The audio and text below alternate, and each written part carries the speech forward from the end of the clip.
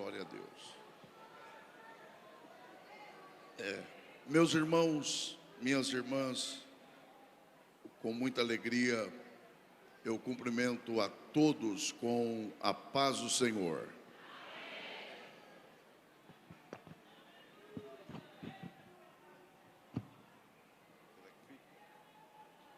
Antes que eu leia o texto sagrado e com alegria,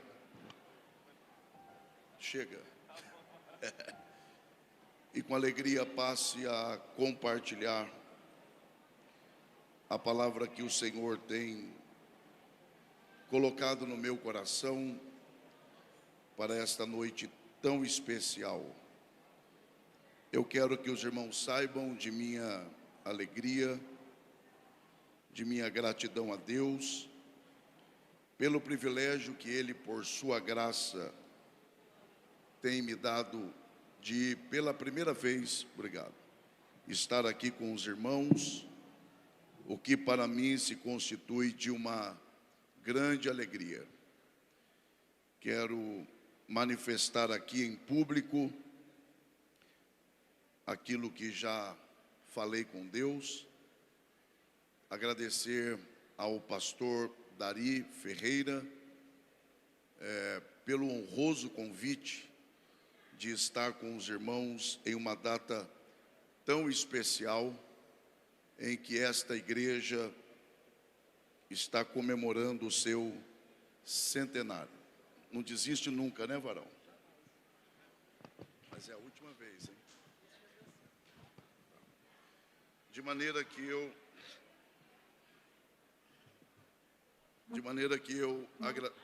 meu irmão, esquece, irmão. Pelo amor de Deus, não tem problema. De maneira que eu agradeço ao Senhor, e a minha oração, pastor Dari, é para que o nosso Deus siga a abençoá-lo junto de sua família, preservando, e que o trabalho de suas mãos continue sendo confirmado pelo Senhor. Feliz por rever dois grandes amigos, pessoas que eu admiro, além de tantos outros que estou revendo, pastor Alexandre Júnior, que é o secretário executivo da nossa convenção geral, ele que está junto de sua esposa, irmã Juliana, e também ao pastor Joabe, que Deus em Cristo os abençoe. Também manifestar aqui meu respeito ao pastor Orisvaldo Nunes, a quem eu tanto respeito, pastor Bezaliel, e cumprimentando aos nobres presidentes, eu estou cumprimentando a todos os pastores aqui presentes. Quem aqui de verdade quer continuar ouvindo Deus falar, diga amém. Eu quero apenas comunicá-los, e eu farei isso porque o pastor da igreja me autorizou, de que eu trago comigo alguns dos meus livros. Não vou falar de todos, porque eu não vim aqui para isso, mas eu quero comunicar aos irmãos que, além de outros, eu tenho ali comigo o livro de apoio da revista de Escola Bíblica Dominical, que eu tive o privilégio de comentar, e que os nossos jovens estão estudando neste trimestre, que é sobre o fundamento dos apóstolos e dos profetas. Os irmãos que desejarem, esses livros estarão ali à disposição dos irmãos. Abra sua Bíblia, por favor, no livro dos Salmos. Quem aqui ainda tem forças para dar glória a Deus? E quem ainda tem pelo menos um motivo para dizer aleluia? Graças a Deus. Livro dos Salmos, quando você encontrar este tão importante e amado livro, localize aí, por favor, os Salmos de número 116.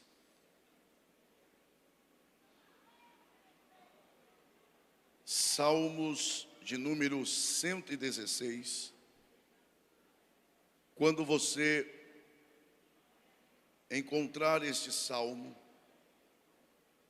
identifique aí, por favor, o verso de número 12, pois nós leremos a partir deste verso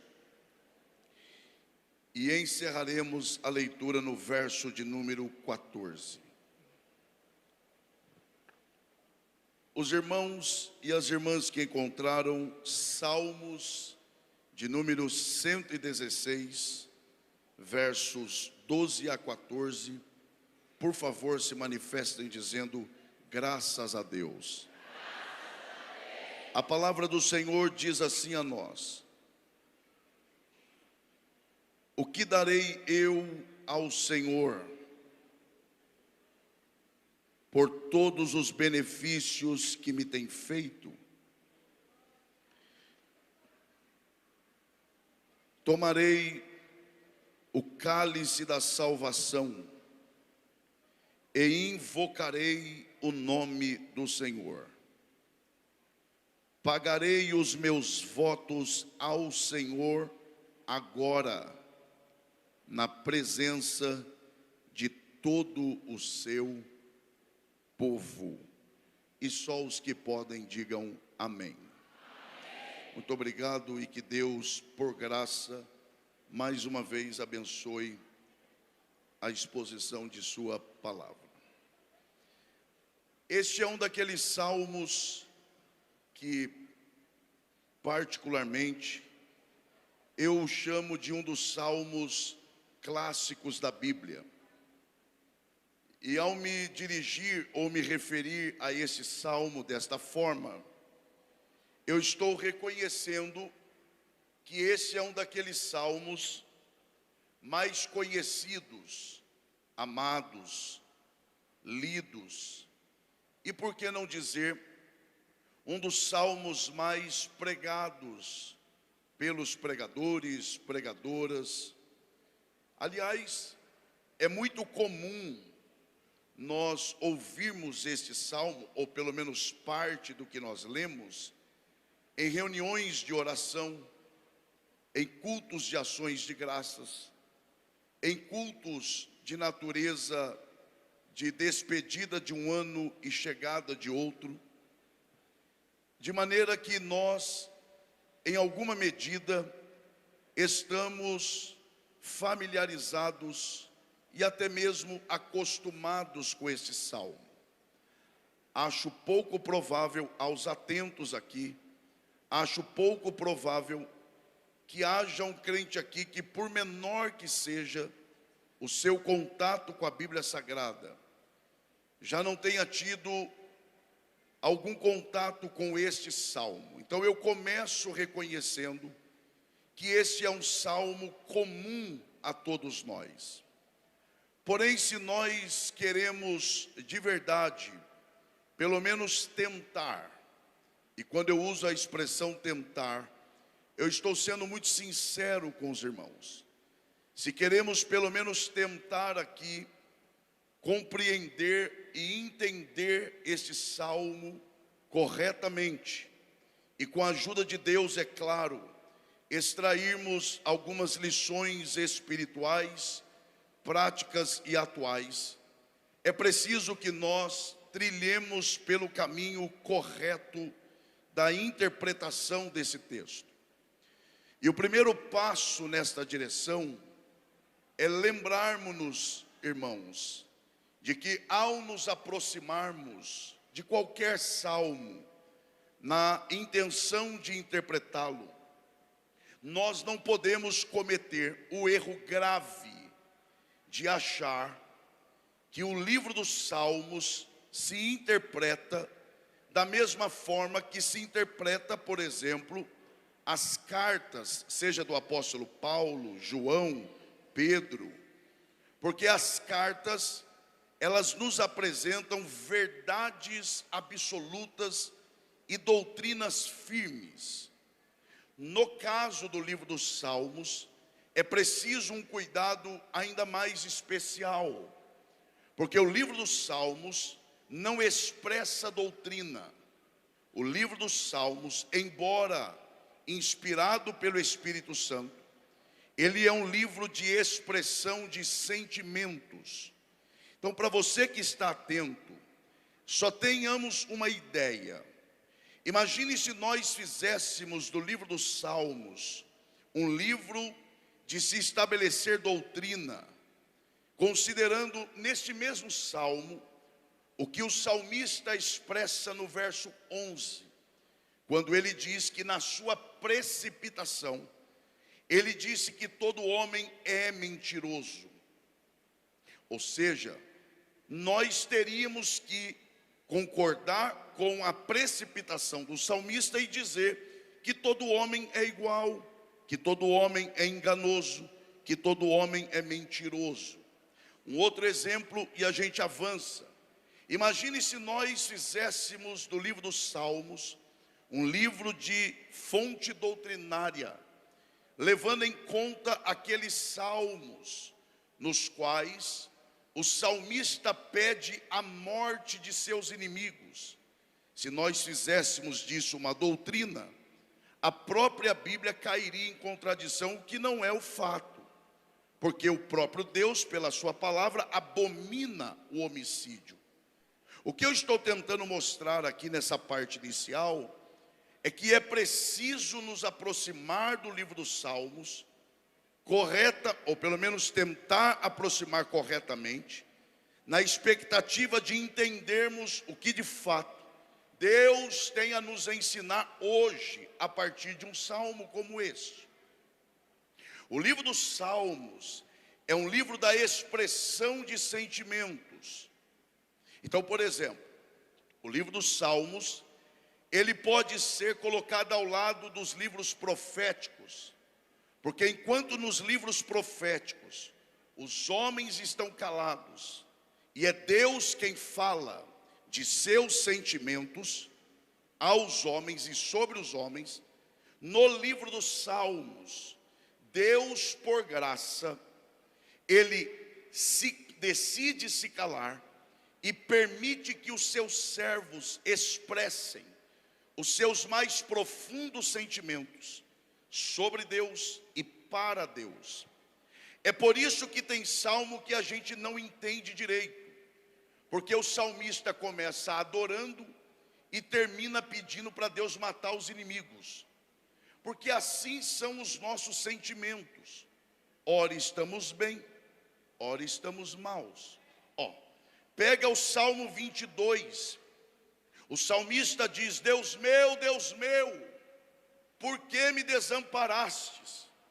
Aí o mesmo salmista, falando do mesmo Deus, no Salmo 23 diz: o Senhor é o meu pastor, nada me faltará. Eu estou tentando, quem me ouve aqui diga amém.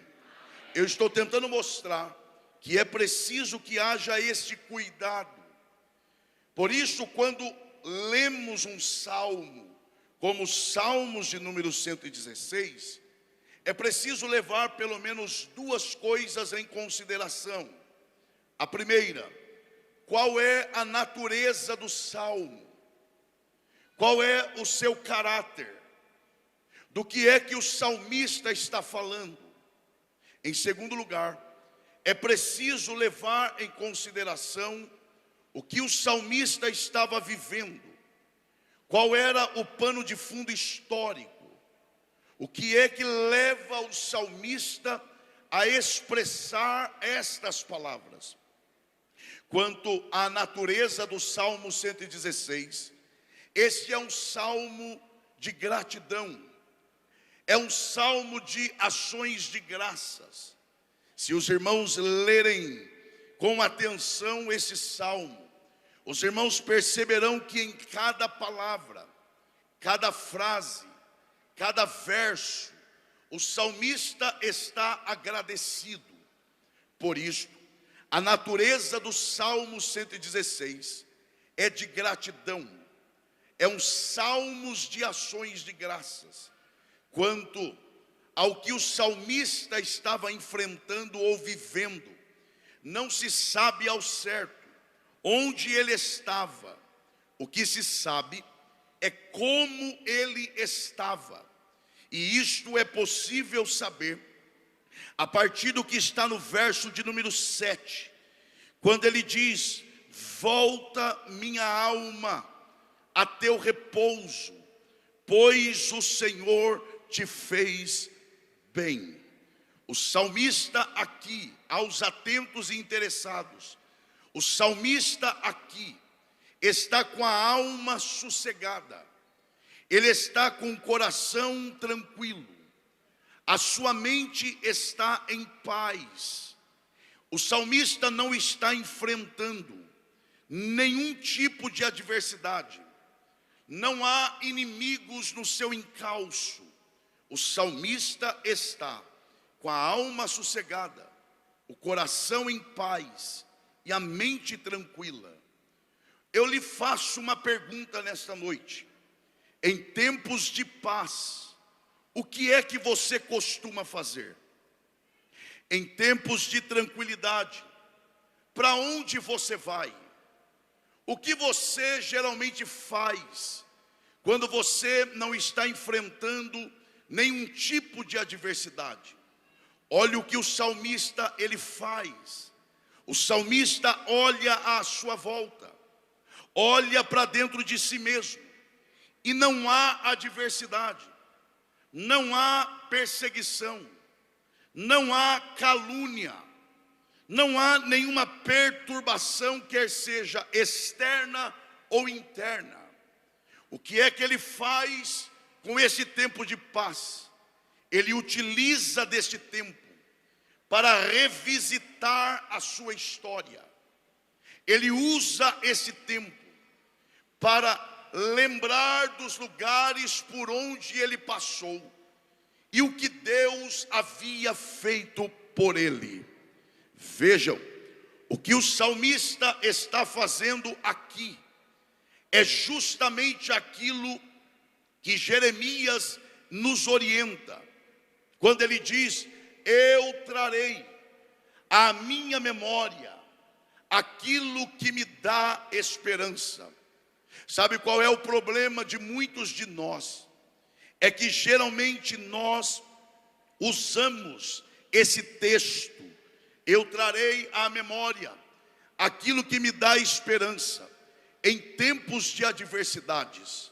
O salmista pega o caminho inverso, e é como se ele dissesse: como eu estou em tempo de paz, eu vou aproveitar para me lembrar das grandes obras que Deus fez na minha história, e com isto vou aprofundar as minhas raízes, porque tempo de paz não é para sempre. Daqui a pouco eu enfrentarei uma nova batalha, e eu estarei com a minha fé ainda mais enraizada. É isto, quem me ouve aqui diga amém. É isto que o salmista está fazendo no Salmo 116. Ele está revisitando o seu passado, ele está se lembrando da sua trajetória, e ao fazer isto, ele se lembra basicamente de duas coisas. Primeira, ele se lembra que quase perdeu a vida. Isto você pode observar nos versos 3 e 4. A segunda coisa que ele se lembra basicamente é de que, embora ele quase tenha perdido a sua vida, todavia ele clamou a Deus, e Deus ouviu a sua oração. Aliás, esta é a dinâmica desse salmo. Geralmente você vai perceber o salmista dizendo: eu clamei, Deus me ouviu; eu invoquei, o Senhor me atendeu; eu gritei e Deus respondeu a minha oração. Esta é a dinâmica do Salmo 116. O Salmo 116, para avançar um pouco aqui, é um salmo da história do salmista, é um salmo da intimidade do salmista. Para dizer de outra forma, é um salmo extremamente pessoal. Só para os irmãos terem uma ideia, o verbo na primeira pessoa aparece mais que 30 vezes nesse salmo, porque o salmista está cantando a própria história. Ele está cantando inspiradamente pelo Espírito, é claro, mas ele está cantando a sua própria trajetória, por onde ele passou, os perigos que viveu e os livramentos que ele experimentou. Só para os irmãos terem uma ideia, o salmista está com a alma tão tranquila, tão em paz, que ele importa, ele revisita outros salmos e ele traz para dentro desse salmo. Eu, por exemplo, chamaria a sua atenção para que você, chegando em sua casa, pegue uma Bíblia, abra no Salmo 116 e uma outra Bíblia no Salmo 40, e você perceberá que há muitas semelhanças entre esses salmos. O salmista está expressando a sua própria intimidade, e à medida que ele se lembra por onde passou, o que experimentou e o quanto ele experimentou da bondade e livramento de Deus, o salmista, ele tira 3 conclusões nesse salmo.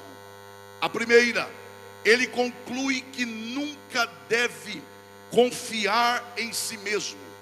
Segunda, que ele tem que ter cuidado quando o assunto é confiar nos outros.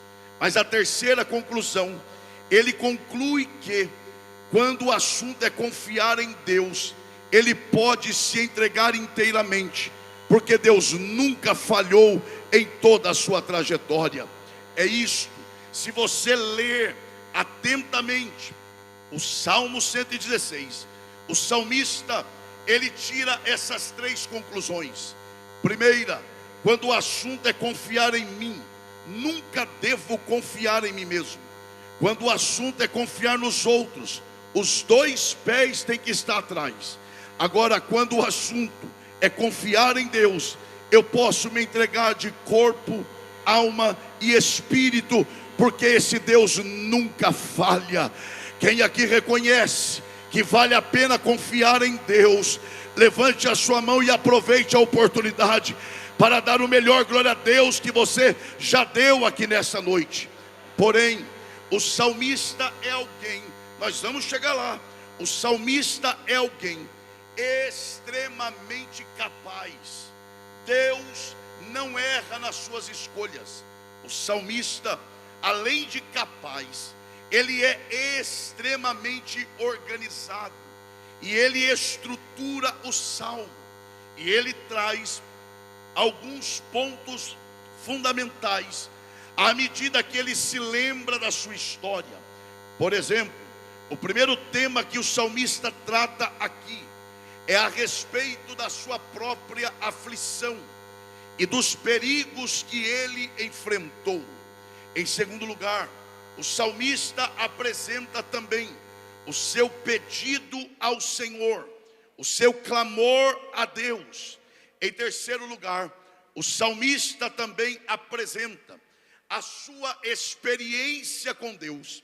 E ao mostrar, ao expressar a sua experiência com Deus, ele demonstra que ele experimentou 3 qualidades de Deus.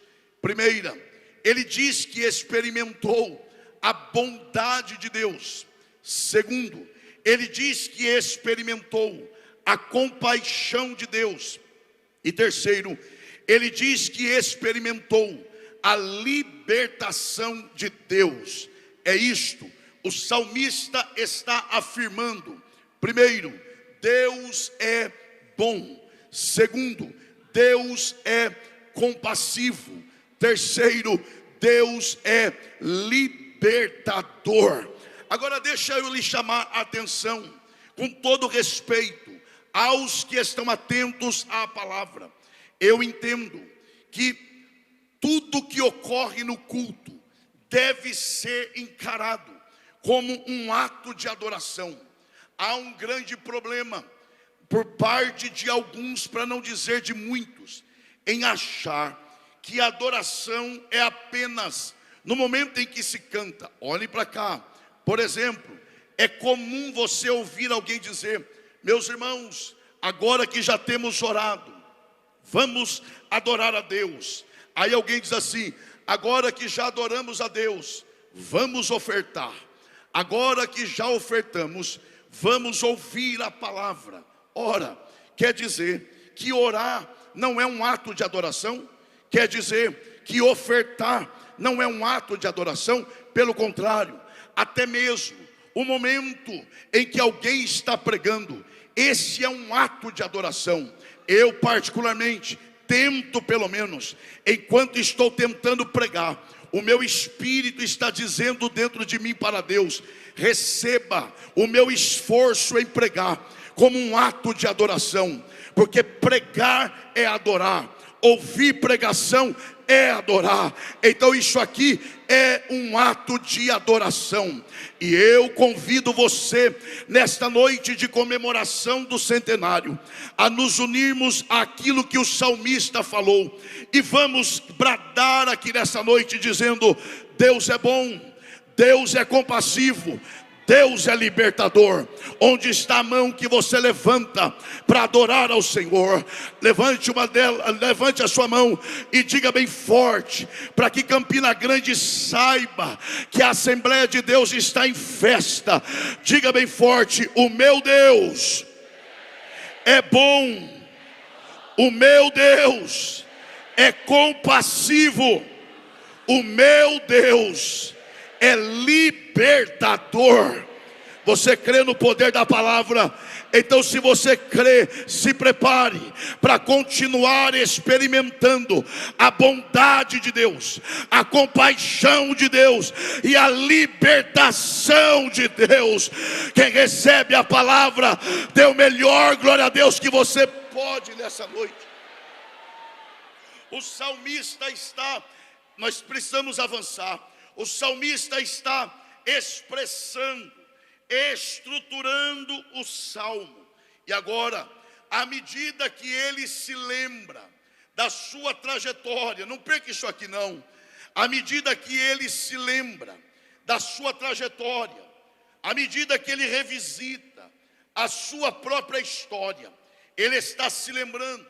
E à medida que ele se lembra, ele começa a tomar algumas decisões. Repita bem forte, para ser uma vez só, por favor, diga: decisões.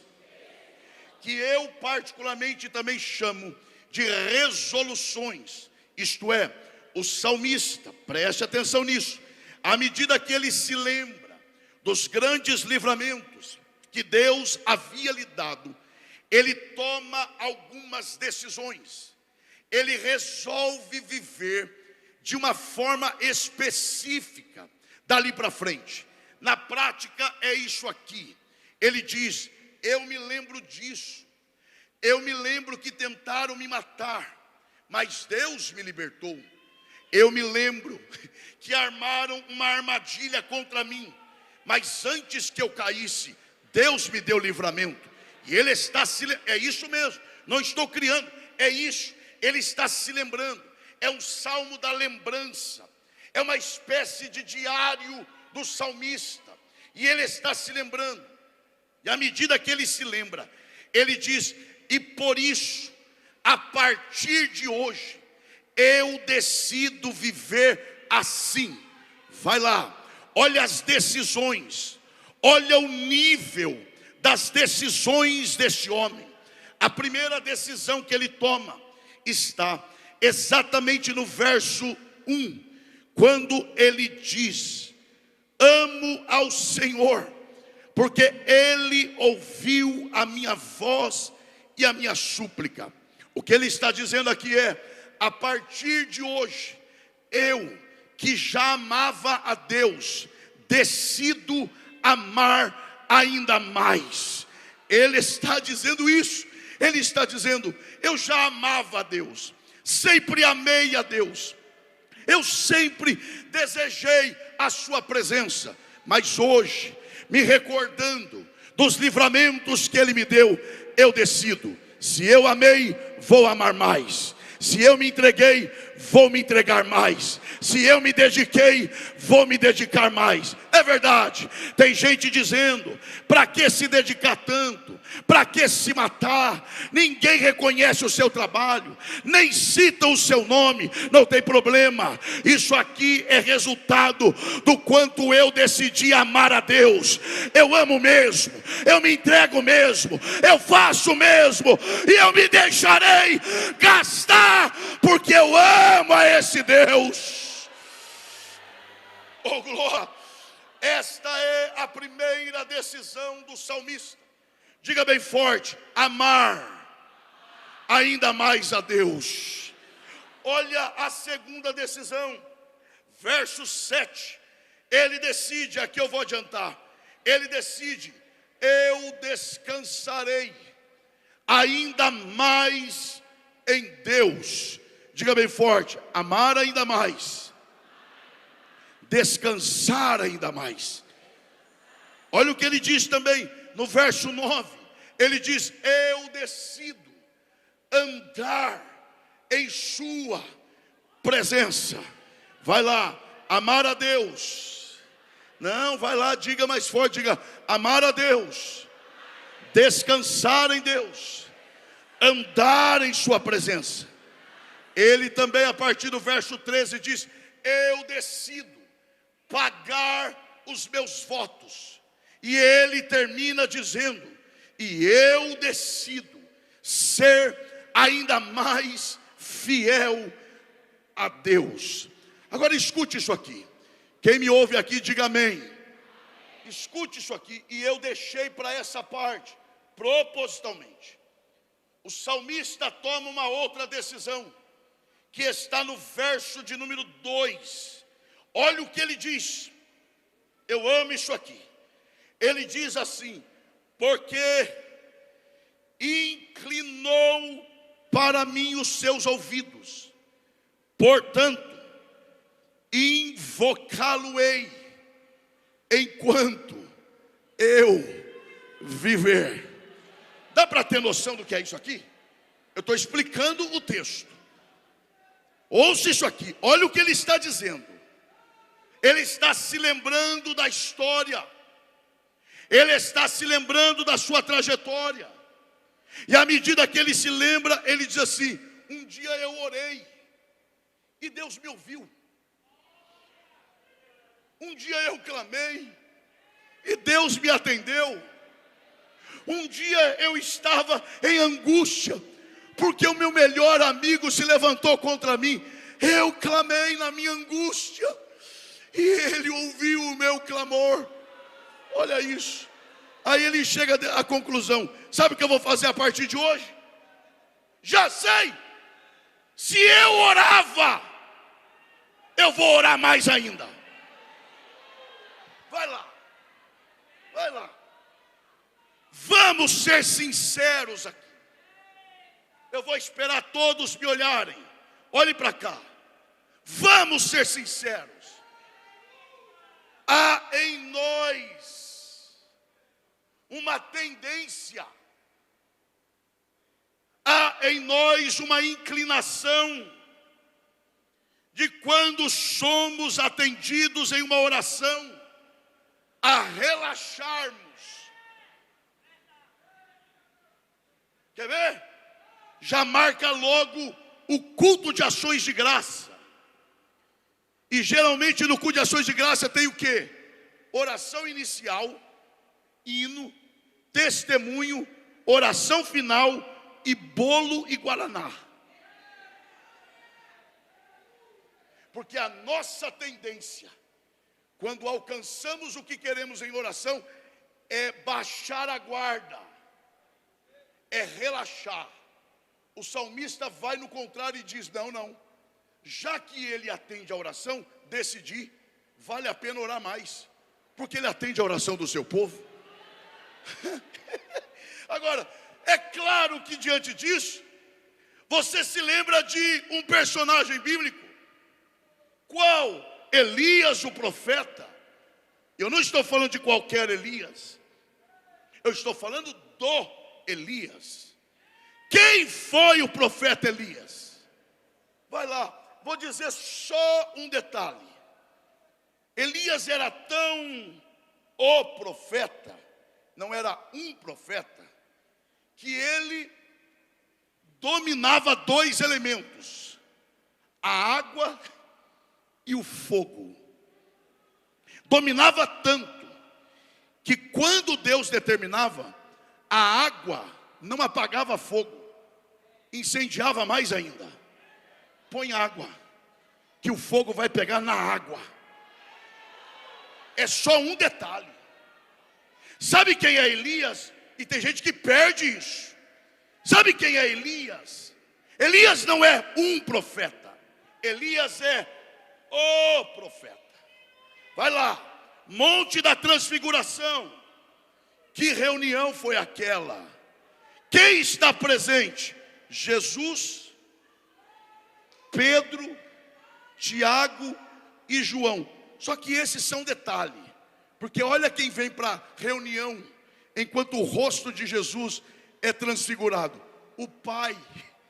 E ainda diz: eis aí o meu filho, a ele ouvi. Só que tem duas figuras que aparecem na reunião: Moisés, representando a lei, e Elias, representando os profetas. Porque Elias é o profeta, é o grande representante dos profetas. Não é à toa que João Batista veio no espírito de Elias. Isto é aquele que veio na autenticidade do ministério profético de Elias. Elias é o profeta, mas agora, inspirado pelo Espírito Santo, Tiago vai definir Elias. Com tanta coisa para falar de Elias, o Espírito Santo leva Tiago a falar uma coisa: Elias era homem. Elias era o quê? Vai lá, gente. Elias era o quê? Homem. Ah, mas Elias era um homem diferenciado, fora da curva, acima da média. Para não ter dúvida, Tiago, inspirado pelo Espírito, diz o quê? E ele era homem, sujeito às mesmas paixões que nós. Então o que é que ele tinha de diferente? É o que vem agora, vírgula, e orou. Está vendo? Quase ninguém reage mais a essas coisas, porque parece que não é nada, mas é o que fez de Elias ser quem ele foi. Mas vamos de novo, eu não tenho problema com isso não, meu irmão. Tem não. Elias era o quê? E eu não vou ficar insistindo não. Vai lá, Elias era o quê? Sujeito às mesmas paixões que nós. E o que é que ele fez? Não é orou, fala e orou. De novo, diga e orou. Por que eu pedi para você colocar o é? Primeiro, porque tem. Segundo, que tem um propósito. Esse é quer dizer que ele orou porque ele reconheceu o que veio antes. Ou seja, ele só orou porque ele tinha consciência que, embora ele fosse o que fosse, ele ainda era homem. Aqui está a batalha. Quando nos distanciamos da oração, sem percebermos e sem palavras, estamos nos considerando deuses. Porque é como se nós disséssemos: eu não oro porque eu não dependo tanto de Deus, porque eu já consigo tomar as minhas próprias decisões. Mas quando eu dobro o joelho para orar, sem palavras eu estou dizendo: eu ainda sou homem e reconheço que Deus é Deus e eu dependo dele. É isso e nada mais. Elias era homem, e porque era homem, orou. Eu vou esperar você me olhar aqui. E porque orou, Deus cerrou, fechou, trancou o céu pelo lado de dentro. E eu quero ver Quem é que abre o que Deus fecha? Isso. Agora imagine aos atentos e interessados. Imagine 3 anos e meio sem chuva. Isso é bom ou ruim? Está em dúvida, meu irmão? Quer ter a experiência para saber? Não. 3 anos e meio sem chover, é bom ou ruim? Péssimo.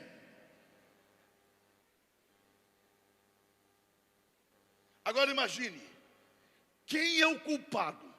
E Elias andando na cidade. É ele. Como assim é ele? Ele. Você está me dizendo que esse homem tem a chave que fecha o céu? Pois é, ele tem. Pois se ele tem a chave que fecha, então ele também tem a chave que abre. E tem gente que perde isso. E aí Tiago diz: e depois de 3 anos e meio, pastor Isoldo, eu acho aqui lindo demais e me dirijo ao senhor com respeito. Olha o que Tiago diz: orou outra vez. Você não acha isso bonito, não? Eu acho. E orou outra vez. Vamos repetir 3 vezes? E orou outra. E orou. Vai lá. E orou. Você pode esquecer tudo que eu falar aqui hoje. Não esqueça disso. Deus está dizendo à igreja em Campina Grande: ore outra vez. E outra vez. E outra vez. E outra vez. Porque eu sou o Senhor que fecha os céus, mas na oração do meu povo que ora outra vez, eu também abro os céus sobre esta cidade.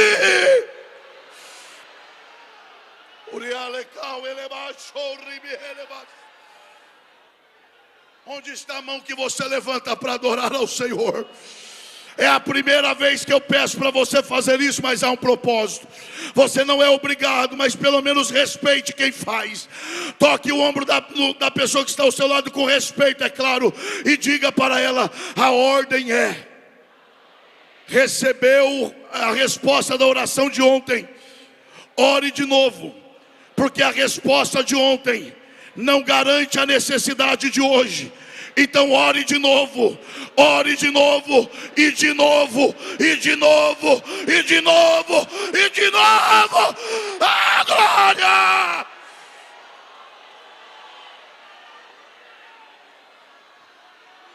Eu e quem sorrimas.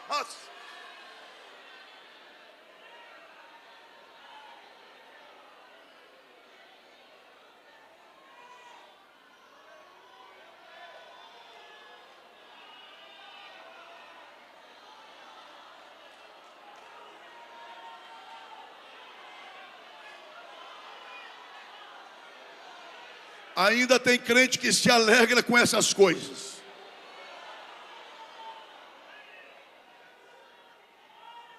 Eu não vou cansar vocês.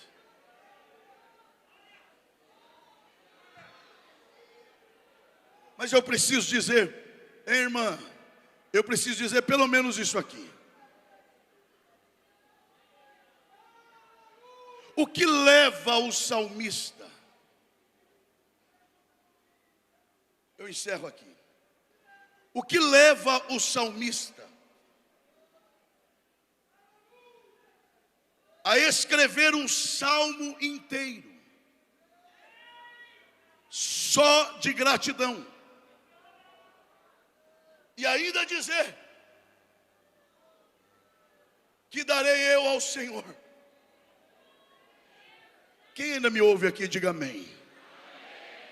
Agora, é muita coisa que ele viveu, mas ele Eu vou resumir em um verso. Verso de número 3. Olha o que ele diz: cordéis da morte me cercaram, e angústias do inferno se apoderaram de mim. Encontrei aperto e tristeza. Que é isso, pastor? É a experiência dele. Ele, em um dado momento da sua história, ele se achou, diga bem forte para ser uma vez só, mas forte mesmo, diga preso. Isso, preso. Ele olha para os pés amarrados, e é como se ele dissesse: vou usar as minhas mãos para desatar o nó. Quando ele olha para as mãos também estavam amarradas. Escute isso. Veja se não tem semelhança com o Salmo 40. Olha o Salmo 40. Esperei. Calma aí, só. E ele esperou por quê? Ah, porque ele quis. Não é só porque quis. Leia o verso 2. Tirou-me de um lago horrível, de um charco de lodo. Então ele não espera, a gente tem que entender isso aqui. Ele não espera só porque quer. Ele espera porque os pés estavam no lamaçal e ele não tinha condições em si mesmo de se auto-ajudar.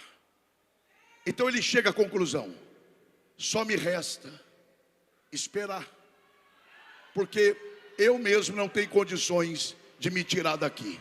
Então eu espero, com paciência, do jeito certo, no Senhor, na pessoa certa. Olha agora, esperei, e tem gente que perde isso. Esperei com paciência no Senhor. Olha o que ele fez primeiro: inclinou-se. Por que ele inclinou? Não é porque ele chamou. Não é. Eu esperei. Ele não falou nada, só esperou, quieto. Deus olhou porque quis. Inclinou-se. Olha agora, e ouviu. Agora ouviu.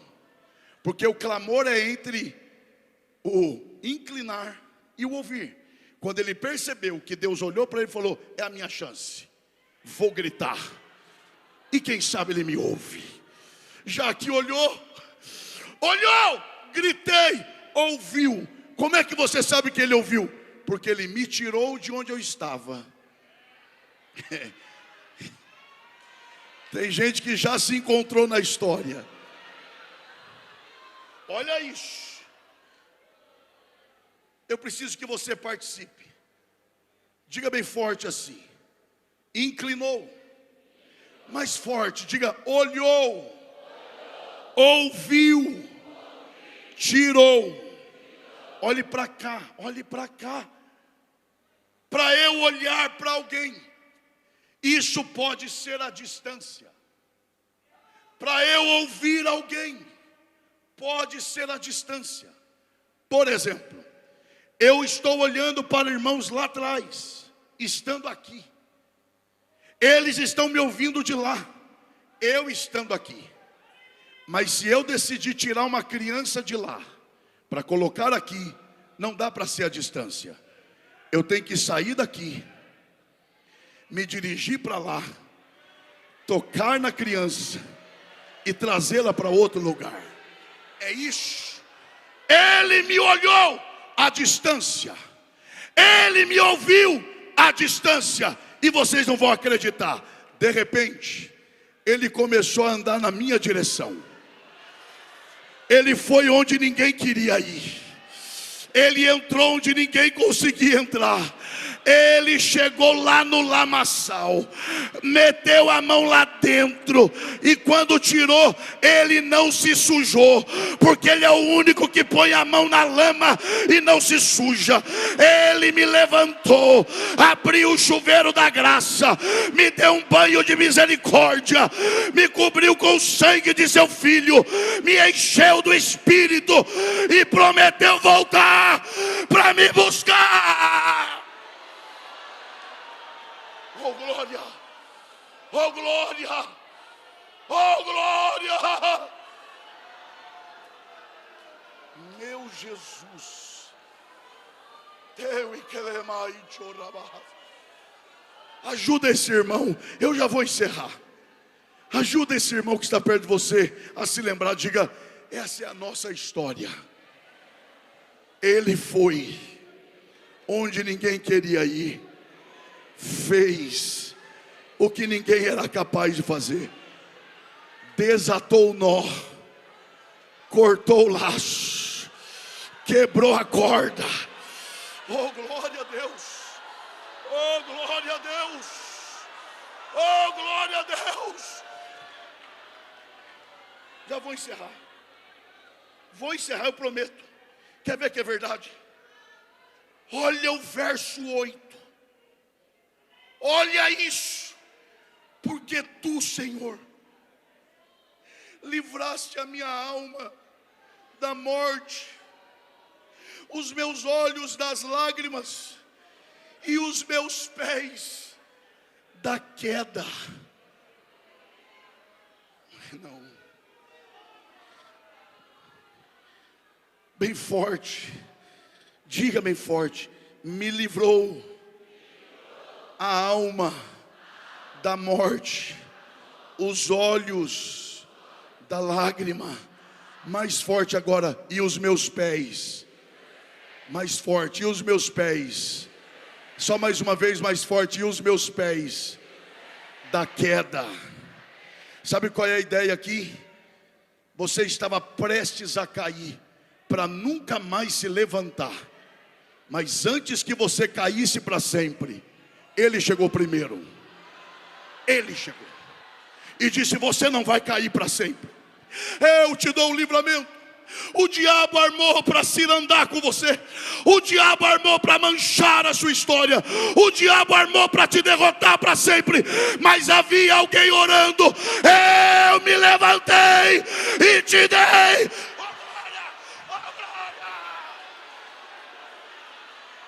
E tem crente que não reage a isso.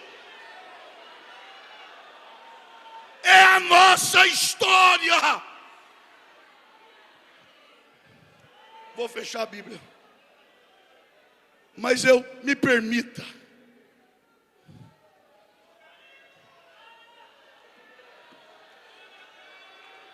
Me permita. Aos que amam a palavra, me permita. Só mais isso. Me permita subir no ombro de um gigante para enxergar mais longe. Charles Wesley, irmão de John Wesley, que diferente de seu irmão, não era lá tão teólogo, era um poeta e um compositor, e um apaziguador, que vivia entre George Whitefield e John Wesley, tentando apaziguar a guerra.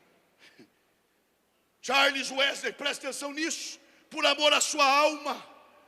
Olha para cá, irmã, por amor à sua alma. Charles Wesley, quando leu e interpretou o Salmo 116, quando ele chegou no verso 3, ele diz assim: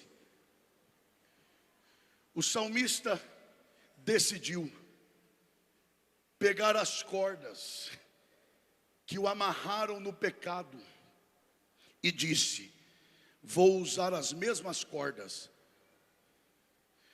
para me amarrar em Deus. Se até hoje eu vivi preso ao pecado, a partir de hoje eu vou me prender a Deus e ninguém mais me larga dele. Pastor, o senhor tem base? Ô meu irmão, verso 9: andarei para sempre na presença de Deus, na terra dos viventes. Onde Ele for, eu vou estar. Onde Ele quiser, Ele pode me levar. Porque agora, eu que vivi amarrado no pecado, eu uso as mesmas cordas agora para viver amarrado.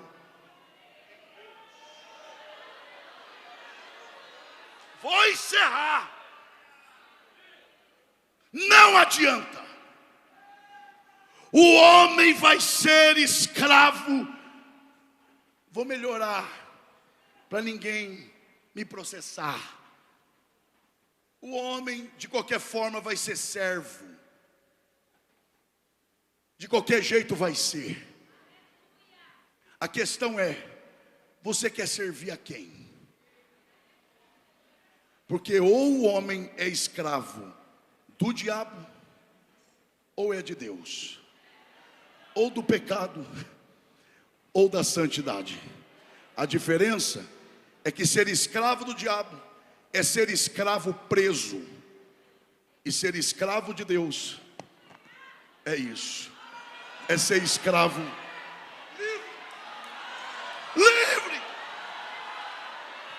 Grita para ser uma vez só, diga: servos. Diga mais forte, diga: servos da liberdade. Vamos encerrar lendo a Bíblia? Vamos. Pastor, mas no congresso, e no congresso faz o quê? Lê o quê? Não lê a Bíblia não? Então vai. João 10, do 9 ao 11. Olha o que Jesus diz: eu sou a porta. Só quem ama Jesus diga: eu sou a porta. Imagine você num prédio em chamas. Tudo que você quer encontrar é o quê? Uma porta de saída. Eis que de repente essa porta aparece e diz: saia por aqui. É isso que Jesus diz: eu sou a porta de saída. Tem que correr. Se alguém, olha isso aqui, entrar por mim, salvar-se-á e entrará. Olha agora. E sairá. Entrará e sairá. A gente não entende isso, sabe por quê? Porque a gente está acostumado com relacionamentos que prendem, que tranca a porta do fundo, que te oprime. Jesus não. Jesus diz: aqui você entra e sai. De novo, aqui você é servo da liberdade. Mas para vós que temeis o meu nome, Malaquias 4:2, nascerá o sol da justiça, trazendo salvação, e vocês sairão. Sairão é saída. De novo, é liberdade. Eu vou encerrar aqui. Diga: eu. Não, é para encerrar, eu prometo. Diga: eu sou livre.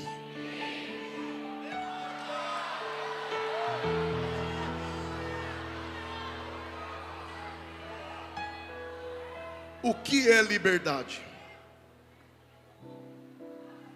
Liberdade não é fazer o que quer. Fazer o que quer é ser escravo da própria vontade.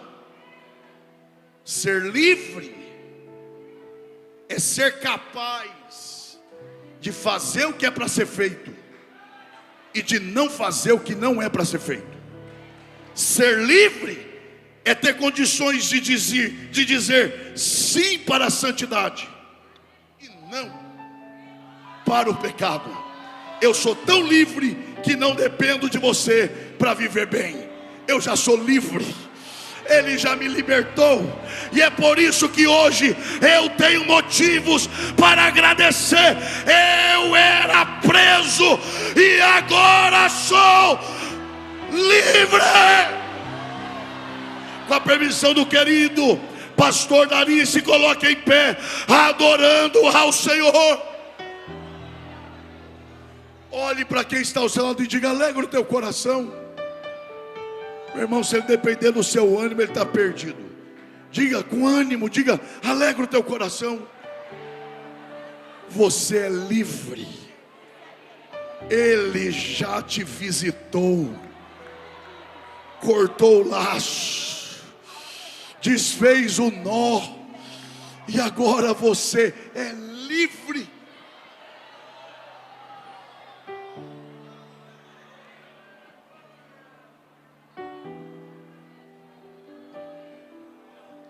Que darei ao Senhor, que fez por mim o que ninguém foi capaz de fazer? Tomarei o cálice da salvação, invocarei o nome do Senhor e pagarei os meus votos a Deus agora, na presença de seu povo. Que cálice é este? É o cálice da gratidão,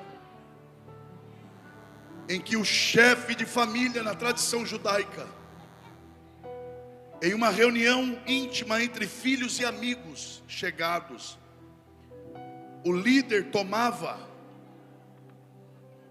primeiro, escolhia um e entregava, e ele tinha que beber, porque se o chefe bebeu, quem sou eu para não beber? E beber sem perguntar o que é, sem perguntar se é doce ou amargo, porque se ele, que é ele, bebeu, quem sou eu para questionar? O salmista está dizendo isso. Eu tenho tanta consciência de que eu estou vivo pela tua graça, que o que vier das tuas mãos eu vou aceitar sem questionar nada, porque eu já estou no lucro. Era para eu ter morrido, e o Senhor sustentou a minha vida. Então eu aceito o que vem das tuas mãos. Onde estão os livres aqui nessa noite? Eu vou fazer um convite aqui, mas eu não vou. Eu gostaria o máximo da atenção e a oração de vocês.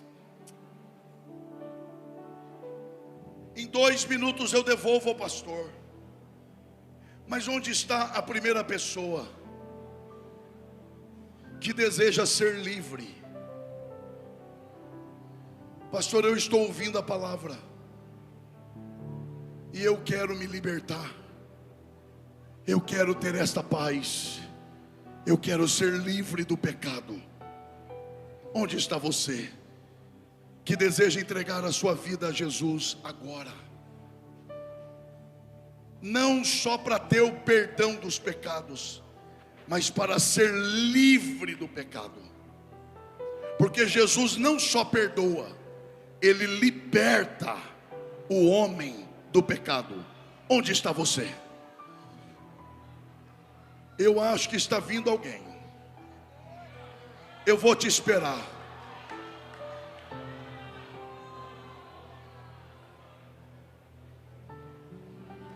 Está vindo alguém? Está vindo uma pessoa ali. Bom, pelo menos no céu está tendo festa, né? Lá Lá é garantido, meu irmão. Onde está a segunda vida para Jesus? Eu vou te dar 1 minuto. 1 minuto. Onde está a segunda vida para Jesus? Você que não suporta mais o peso da condenação, onde está você que quer ser livre nesta noite? Você tem 40 segundos. Onde está você?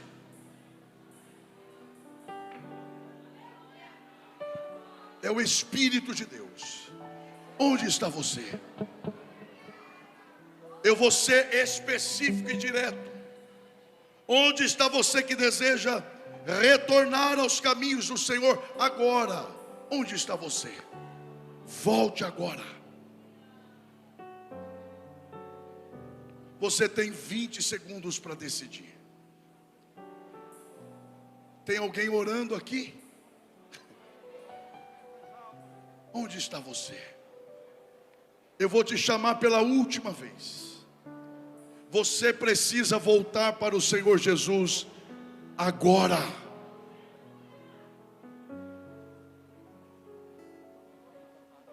Você tem 10 segundos para decidir o futuro da sua alma.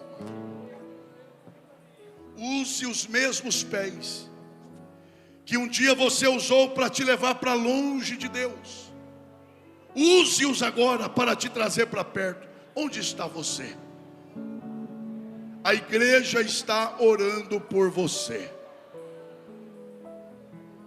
Nós vamos orar por esta vida. A igreja está feliz por esta decisão. Se é verdade, diga glória a Deus. Mas a oportunidade está aberta. Senhor Deus, em nome de Jesus, o teu filho, obrigado, Senhor, pela oportunidade que o Senhor tem me dado de estar com os meus irmãos e servir a tua igreja aqui em Campina Grande, em uma data tão especial. Obrigado, Senhor, pela vida do teu servo, pastor Dari, sua família e todo o ministério desta igreja. Obrigado, Senhor, pela oportunidade de compartilhar a tua palavra. E eu peço que o Senhor aplique esta palavra no mais profundo do nosso ser.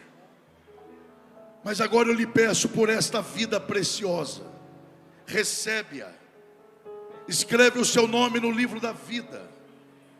Ó Deus, que o teu Espírito venha habitar nela, começando, iniciando a obra da santificação. Senhor, gera nela uma nova vida, uma nova mente, novas prioridades. Dê a ela condições de perseverar até o fim, e a tua igreja condições para cuidar e encaminhar esta vida. É a oração que fazemos, e fazemos em nome de Jesus. E os que se alegram com isso digam glória a Deus. Que Deus em Cristo nos abençoe. Amém. E se precisar, é só chamar. Eu não preciso de formalidade. Eu quero intimidade. Eu sou teu pai. É só chamar. Não é sobre religiosidade. Eu quero intimidade.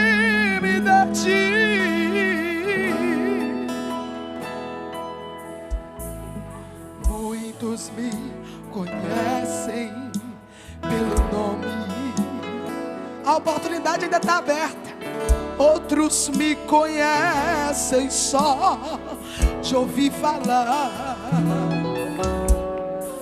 Alguns são de perto e outros de longe. Com licença eu vou